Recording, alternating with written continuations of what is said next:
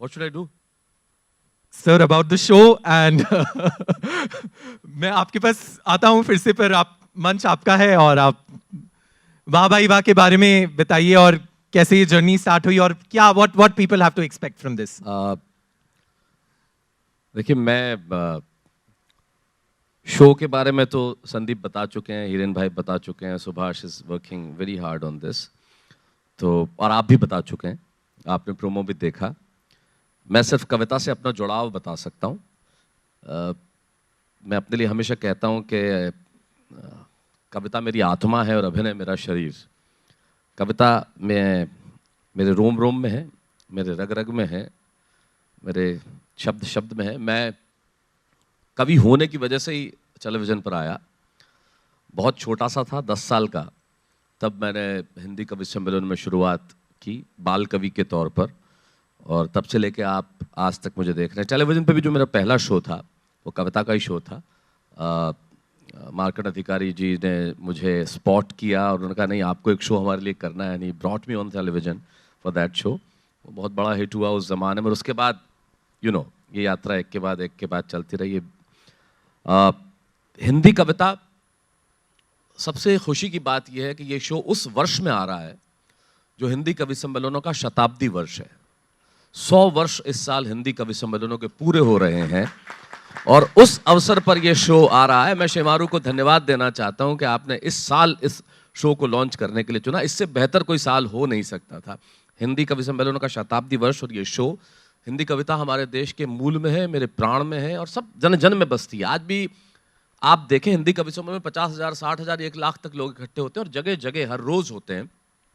पंडित गोपाल दास नीरज, जो बहुत बड़े कवि गीतकार और जिनका आशीर्वाद सदा मुझ पे भी रहा, जिन्होंने उनके लिखे हुए आपने बहुत सारे नगमे सुने होंगे, इतने खूबसूरत लिखे जो खत तुझे वो तेरी याद में, या शोखियों में घोला जाए फूलों का शबाब, या फूलों के रंग से दिल की कलम से, या दिला शायर है गमाज नगमा, या रंगीला रे, या वो मेरी शर्मिली, या ए भाई जरा देख के चलो। तमाम ये गाने नीरज जी ने लिखे। नीरज जी की एक पंक्ति है जो मुझे सदैव स्मरण हो आती है, और मैं हमेशा कहता हूं कि आत्मा के सौंदर्य का शब्द रूप है काव्य, मानव होना भाग्य है, कवि होना सौभाग्य। तो हम वो सौभाग्य लेके जीने वाले लोग हैं। और इस शो में वाह भाई वाह में हम, जैसा कि कहा कि नए टैलेंट को भी करेंगे, वो हमारा बहुत बड़ा फोकस है। आप यकीन नहीं करेंगे, जितने दिन भी हमने शूट किया है, एक भी शेड्यूल ऐसा नहीं रहा जिसमें 2 या 3 लोग ऐसे नहीं थे जो पहली बार किसी टेलीविजन चैनल पे आ रहे थे। Every schedule we spotted couple और डिफरेंट प्लेसेस ऑफ हिंदुस्तान के अलग अलग जगहों से, जिनमें प्रतिभा है, जिनके पास कविता की ताकत है, और उन्हें अब सारा देश, सारी दुनिया जानेगी। इस शो के माध्यम से हम घरों तक पहुंचेंगे। ये एक शो है, जैसा संदीप ने बिल्कुल ठीक कहा, कि फैमिली प्रोडक्ट है। सारा परिवार इसे साथ बैठ के देखेगा, क्योंकि इसमें 8 साल से लेकर 80 साल तक के बच्चे के लिए सब कुछ है। मेरे लिए ये शो नहीं है, मेरे लिए हिंदी कविता जो है वो जीवन है। जब भी हिंदी कविता की बात आती है, फिर मेरे लिए वो सबसे सर्वोच्च होता है, उससे ऊपर कुछ नहीं होता, क्योंकि उसी ने मुझे बनाया। मैं जो कुछ बना हिंदी कवि सम्मेलनों के मंचों से बना, इसलिए मंच मेरी माँ है। और जब मैं हिंदी कविता के लिए काम करता हूँ, तब मैं काम नहीं करता हूँ, क्योंकि उससे मुझे मोहब्बत है, वो मेरी आत्मा है। तो बस आप ये समझ लीजिए कि ये शो, मैं भी ईश्वर से दुआ करता हूँ, माँ सरस्वती से ये प्रार्थना करता हूँ, जिनका मैं भक्त हूँ, बाला सती जी, उनसे प्रार्थना करता हूँ कि ये लोगों तक पहुँचे, लोग इसे खूब प्यार दें। और चूंकि हिंदी कविता वैसे ही जन जन में बसी हुई है, उनके मानस में है, तो वाह भाई वाह देखें, और देश का हर घर रात को बोले वाह भाई वाह। Thank you. वाह भाई वाह, मजा आ गया। नहीं, आपको यहीं पे ही रुकना है। हम थोड़ी चर्चा करेंगे सर। ऑफ कोर्स ये शो तो आ रहा है, बट जब आपने, जैसे अभी बताया, बचपन से ही आपने चालू किया, मैं जानना चाहता हूँ कि किसी ने पकड़ के बोला अरे शैलेश तुम्हें यही करना है, तुम्हारा यही, इसमें ही तुम जाओगे, ऐसे कभी? और कभी किसी ने फटकारा आपको, अरे ये क्या कर रहे हो? अगर फटकार दिया होता तो शायद मैं नहीं होता। मैं I would like to thank my parents. मैं अपने माता पिता का बहुत बहुत धन्यवाद करना चाहूँगा। मैं, कई बार मुझसे सवाल किया जाता है कि आप में लिखने का शौक कैसे पैदा हुआ, और इसका जवाब मैं बहुत ईमानदारी से देना चाहता हूँ कि मुझ में लिखने का शौक पैदा नहीं हुआ, मैं पैदा ही ये शौक लेके हुआ था। जैसे ही मैंने कलम चलानी शुरू की, मतलब ये जब अक्षर ज्ञान होता है, तभी से मैंने शुरू कर दिया था, कार्टून बनाना था। बहुत छोटे छोटे गाँवों का पला बड़ा व्यक्ति हूँ मैं। इतने छोटे गांव जिनके नाम भी नक्शे पे आपको शायद नहीं मिलेंगे, राजस्थान के उतने छोटे गांवों में पलता था। और आज से करीब उस ज़माने में 40-45 साल पहले, तब तो कुछ भी नहीं होता था। 4-5 हज़ार की आबादी, 1500 की आबादी, ऐसे गांव होते थे। नौकरी पे चले जाते थे माता पिता, तो मुझे घर में अकेला रहना पड़ता था स्कूल से आके। तो मैगजीन्स हमारे घर में बहुत आती थी। वो जिस विभाग में थे तो वहाँ मैगजीन्स जो है उनका विभाग ऐसा था कि उन्हें भी पढ़ना खूब होता था। तो मैं अकेला होता था, खाना खाता था तो पढ़ता था, तो पढ़ने की आदत मुझ में रही। तो फिर मैंने कहा एक दिन बीमार पड़ा तो कलम लेके लिखना शुरू कर दिया। सितंबर 1980-81 की बात है। जब मैंने लिखा तो कुछ कविता नुमा था। उसके पहले हालांकि स्टेज पे मैं वैसे ही चला गया था। एक दिन मैं मेवाड़ में मावली एक गांव है वहाँ रहता था और स्टेज पे कुछ सुना रहा था और बहुत भीड़ थी और मैं अचानक ऐसे ही कोई एंकर के पास यूं ही पहुंच गया। मैं 7 साल का रहूँगा, मुझे भी कुछ सुनाना है। उसने इजाज़त दे दी, हाँ आ जाओ। और मैंने सुना दिया, लोग हंसे तो बड़ा अच्छा लगा। तो 10-11 साल का मैंने कुछ कविताएं लिखी और पिताजी को सुनाई। तो उन्होंने कहा अरे तो बहुत बढ़िया कविता है। उन्होंने मुझे निराश नहीं किया, उन्होंने प्रोत्साहित किया। और वहाँ से 38 किलोमीटर दूर एक गांव है सुमेरपुर, वहाँ एक अखिल भारतीय कवि सम्मेलन हो रहा था। वहाँ मुझे स्कूटर पे बिठा के ले गए, निक्कर में मैं शर्ट पे, और 20-25 हज़ार लोगों की भीड़, और कविता पढ़वाई मुझ बच्चे को। और जब 25 हज़ार लोगों की तालियां कानों में पड़ी, तभी मुझे लग गया कि मेरा जीवन शायद यही है। इसलिए ना तो कोई फटकार थी, ना किसी ने कहा कि तुम्हें कुछ बनना है। उन तालियों की आवाज़ ने मुझे कहा कि शायद मुझे यहीं रहना है, इस मंच पे रहना है। क्या बात है सर, वाह भाई वाह, ये एक्चुअल में वाह भाई वाह हो गया। सर आगे बढ़ते हैं। कुछ 21वीं सदी जो आपकी एक बहुत ही नामी पोयम है सर, उसके बारे में दो थोड़ी पंक्तियां हो जाएं अगर आप पूरी कविता सुनाना तो संभव नहीं है। हाँ हाँ वो लेकिन मैं 2 पंक्तियां सुना देता हूं। जो आपने कहा 21वीं सदी का जो कहा, मैं सिर्फ एक पंक्ति सुनाता हूं। उसकी जो पंक्ति अपने आप में मुझे लगता है कि पूर्ण है। मैंने सिर्फ इतना सा लिखा कि 21वीं सदी का बस इतना सा प्रभाव है। 21वीं सदी का बस इतना सा प्रभाव है। पहले अभावों में खुशियां थी, अब खुशियों का अभाव है। जब कुछ नहीं था तब सब कुछ था, और आज सब कुछ है तो कुछ नहीं है। और उसी की एक पंक्ति और याद आती है कि सहजता थी, सादगी थी, बंदगी थी। ये व्हाट्सएप और फेसबुक नहीं थे ना, तब जिंदगी थी। क्या बात है सर, क्या बात है, वाह भाई वाह।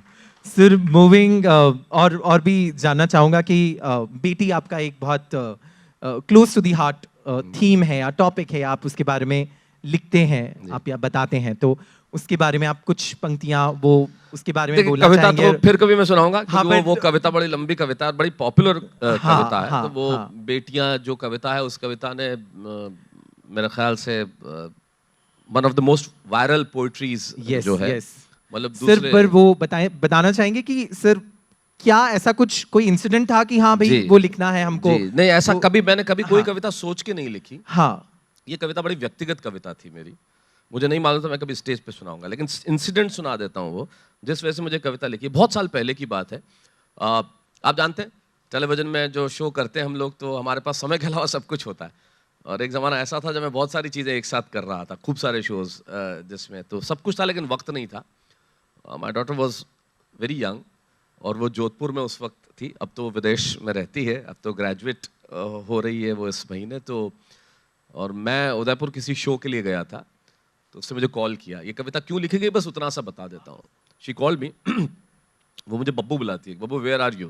मैंने कहा मैं उदयपुर में हूँ। तो क्या आप जोधपुर आ रहे हैं मुझसे मिलने? मैंने कहा नहीं, मेरे को शूट है, शाम को पहुँचना है मुंबई और नाइट शूट है, तो मैं नहीं आ पाऊँगा। उसने फ़ोन रख दिया। फिर पता नहीं उसने कहाँ सुना होगा या क्या किया होगा, आई डोंट नो, कैसे उसके दिमाग में आया मुझे नहीं पता। उसने मुझे वापस फ़ोन किया, बोले आप शूटिंग करते हैं तो आप एक दिन का क्या चार्ज करते हैं? तो मैंने कहा क्यों सवाल कर रही हो तुम? कि नहीं, अगले हफ्ते मेरा एनुअल डे है और मैं परफॉर्म कर रही हूँ स्टेज पे, तो मैं क्या प्रिंसिपल से बात करूँ कि आपको कमर्शियली बुलाए एक दिन के लिए एज ए चीफ गेस्ट, ताकि आप आके मुझे देख सकें? इस सवाल का जवाब मेरे पास नहीं था। मैं उस दिन दुनिया का सबसे गरीब आदमी हो गया था ये सवाल सुन के। तो मुझे लगा कि हमारे पास जो चीज़ें होती हैं हम उनके होने का एहसास नहीं करते। तब मैंने उस वक्त उस दिन ये कविता लिखी थी एक फ़्लाइट में टिश्यू पेपर पे, और फिर वो कविता दुनिया की कविता हो गई। Yes sir, thank you so much sir. आप मारवाड़ी हैं जी, है ना? तो बिल्कुल मैं ये पूछना चाहूँगा सर, खाने में क्या क्या पसंद है? जो भी जैसे मारवाड़ी वो जो भी माँ के हाथ का हो, बस और कुछ नहीं। अच्छा, माँ से सर बात आई, एक आपकी अगेन बहुत ही वायरल पोइट्री, और मुझे भी पसंद है और काफी लोगों ने सुनी भी होगी, बट अगर कुछ पंक्तियां उसकी हो जाएं, क्योंकि वो एक्चुअल में काफी दिल को छूने वाली है। एक्चुअल में अगर आप उसको सुनेंगे तो कहीं ना वो कहीं माँ कविता, फिर वो बहुत लंबी कविता है, स्टार्टिंग कुछ 4-5 जब भी मैं लाइनें सुनाता हूँ माँ कविता स्वयं भावुक हो जाता हूँ। लेकिन उस कविता से पहले एक मैं अंश है वो सुना देता हूँ, 2 पंक्तियों का, सिर्फ 2 पंक्तियां सुना देता हूँ। मैं अक्सर कहता हूँ लोगों को कि हमें मांगना कहाँ चाहिए और हम मांगते कहाँ जाकर हैं। जिनसे मांगना चाहिए उनसे हम नहीं मांगते, और कहाँ जाके मांगते हैं। तब मैं 2 पंक्तियां मैंने लिखी, वो कविता फिर कभी सुनाऊंगा, मौका हुआ तो किसी दिन वाह भाई वाह पे सुनाऊंगा। लेकिन आज मैं उसकी वैसे ही उस कविता के पहले जो मैं 2 पंक्तियां सुनाता हूँ वो सुना देता हूँ।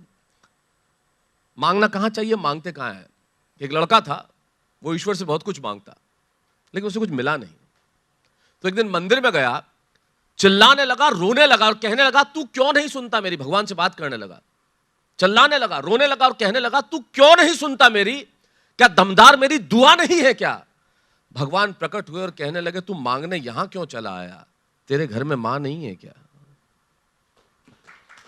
मेरे ख्याल से मैं भावुक हो जाता हूं जब भी वो कविता पढ़ता हूं, इसलिए बस इतना अंश ही सुनाऊंगा मैं उसका। थैंक यू सर, बहुत बहुत धन्यवाद। आपने इतना एक तो समय दिया और इतना सब आपने शेयर भी किया हमारे साथ। Now I would like to open the Q&A for the media, but उससे पहले मैं सब बुलाना चाहूंगा फॉर द फोटो ऑप। जी, माइक रख दूं? बस आप Q&A वाह भाई वाह जो है, आप लोगों से ये हम उम्मीद है कि सब पूरे देश को पता चल जाएगा वाह भाई वाह आ रहा है, बस ये ताकि लोग कविताएं सुने।